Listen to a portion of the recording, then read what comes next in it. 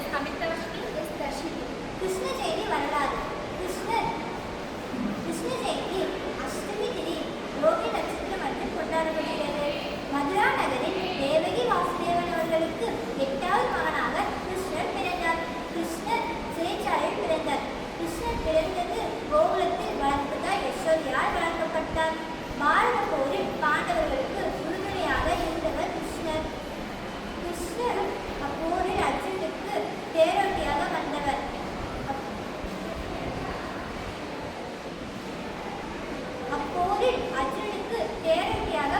கிருஷ்ணர் தேரோட்டியாய் இருந்தபோது அர்ஜுனுக்கு கூறிய உபதேச அறிவுரைகள் தான் மக்களின் நூலான பகவத்கீதை.